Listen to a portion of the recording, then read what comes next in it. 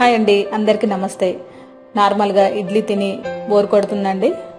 అందుకే నేను ఇప్పుడు తడక ఇడ్లీ చూపిస్తున్నాను. మీ అందరికీ చాలా బాగా నచ్చుతుంది.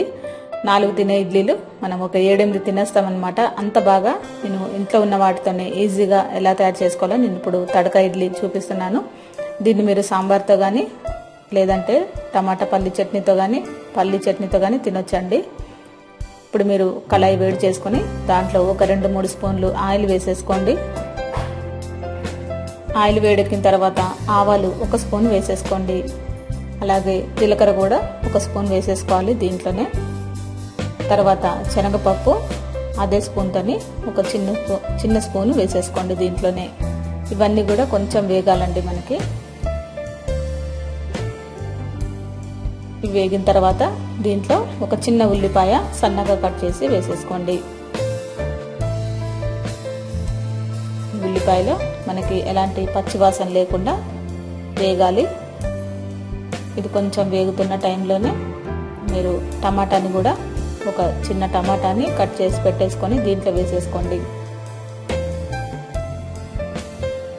చూసారు కదా, ఇలా ఈ టమాటాలన్నిటిని కూడా దీంట్లో వేసేసుకోవాలి. వేసి ఇవన్నీ కూడా పచ్చివాసన పోయేంత వరకు మనం ఉడికించుకోవాలి. టమాటా వేసిన తర్వాత మీరు దీంట్లో అల్లం వెల్లుల్లి పేస్ట్ కూడా 1 స్పూన్ వేసేసుకోండి. పెద్ద స్పూన్ అయితే 1/2 స్పూన్ వేసుకోవాలి, చిన్నదైతే 1 స్పూన్ వేసేసుకోవచ్చండి. ఇవి కొంచెం అన్ని పచ్చివాసన పోయిన తర్వాత దీంట్లో మీరు 1/2 స్పూన్ పసుపు వేసేసుకోండి. ఇది రెడీ చేసే ముందుగా ఇడ్లీలు మాత్రం ఉడికించి పెట్టేసుకోవాలి. మీరు 10 ఇడ్లీ చేసుకుంటారో 20 ఇడ్లీ చేస్తారో మీ ఇష్టం అండి. కొంచెం క్వాంటిటీ పెంచుకుంటూ వెళ్ళొచ్చు. నేను ఇప్పుడు చూపించేది ఒక 10 ఇడ్లీలకి నేను చూపిస్తున్నాను. ఇప్పుడు మీరు దీంట్లో కరివేపాకు కూడా ఒక 2 రెమ్మలు కట్ చేసి వేసేసుకోండి. ఇవన్నీ కూడా పచ్చివాసన పోవాలి.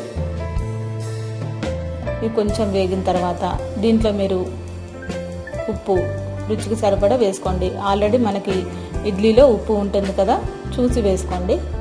దాన్ని బట్టి ఉప్పు కారం చిన్న స్పూన్తోని 1 స్పూన్ వేసేసుకోండి.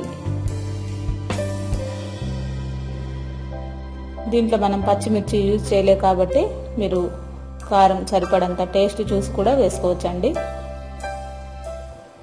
ఇవన్నీ కొంచెం వేగిన తర్వాత దీంట్లో మీరు నిమ్మరసాన్ని వేసుకోండి. మీరు కావాలంటే నిమ్మ ఉప్పు కూడా వేసుకోవచ్చు దీంట్లో. ఈ నిమ్మరసం వేసిన తర్వాత ఎక్కువసేపు ఉడికించకండి. చివర్లో మనం నిమ్మరసం పిండిన తర్వాత వెంటనే మనం దీంట్లో ఇడ్లీలు వేసేసుకోవాలి, ఉడికించిన ఇడ్లీలు.